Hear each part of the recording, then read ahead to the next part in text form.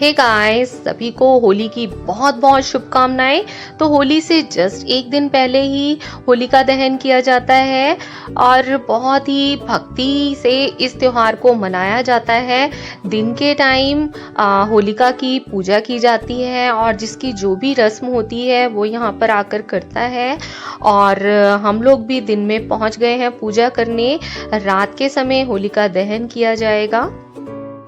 होलिका को बिल्कुल चौराहे में बनाया जाता है और इस तरह से वहाँ उपलों की माला और जिसका भी जो विधान होता है वो उसी हिसाब से पूजा करता है। बट हम लोग मीठा, आटा, गुड़ और जल ये अर्पण करते हैं, तिलक करते हैं और होलिका माता से दुआ करते हैं, भगवान विष्णु से प्रेयर करते हैं कि जिस तरह से आपने प्रहलाद की रक्षा की थी ऐसे ही हमारे बच्चों की भी रक्षा करना, हमारी घर गृहस्थी की रक्षा करना और हमेशा हमारे साथ रहना। क्योंकि जब परमात्मा साथ होते हैं तो फिर कोई साथ हो या ना हो कोई फर्क नहीं पड़ता है। तो इस तरह से होली की माला कही जाती है, जो उपलों की माला लगी हुई है। बट हम लोग नहीं लगाते हैं ये उपलों की माला।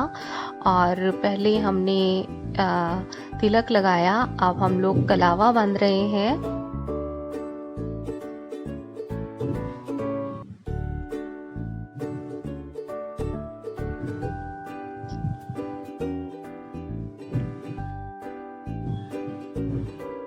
और इसके बाद हम लोग जल अर्पण करेंगे।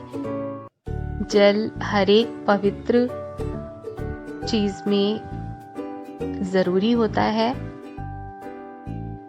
जल का अर्घ दिया जाता है हर एक पवित्र चीज को। और होलिका हिंदुओं का बहुत ही पवित्र एक त्योहार है। तो इस तरह से हमने पूजा कंप्लीट की। अब मैं आपको बता दूं कि ये होलिका दहन किया क्यों जाता है। तो इसके साथ वैसे तो बहुत सारी कथाएं जुड़ी हैं, बट मैं आपको एक कथा बता दूं जो कि बहुत पुरानी है और भक्त प्रहलाद से जुड़ी है। बहुत समय पहले प्रहलाद नाम का एक बालक था जो कि भगवान विष्णु की बहुत ही आराधना किया करता था। लेकिन उनके पिताजी जो थे वो इस बात से बहुत नाराज रहते थे क्योंकि उनकी प्रजा में उन्हें भगवान बोला जाता था। बट उन्हें बहुत गुस्सा आता था कि मेरे भगवान होते हुए भी मेरा बेटा ही किसी और की आराधना करता है, किसी और को भगवान मानकर पूजा करता है। उन्हें बहुत क्रोध आया। एक बार उन्होंने अपनी बहन होलिका को बुलवा दिया। होलिका उनकी बहुत ही प्यारी बहन थी और वो अपने भाई का हर एक बात में साथ भी देती थी। होलिका ने भगवान शिव की एक समय में बहुत आराधना की थी और भगवान शिव ने वरदान स्वरूप उन्हें एक दुशाला भी दिया था, जिसे ओढ़कर अगर वो अग्नि में बैठ जाएं तो अग्नि से उनका बाल भी बाका नहीं होगा। तो हिरण्यकश्यप ने उसे आदेश दिया कि प्रहलाद को लेकर के अग्नि में बैठ जाए।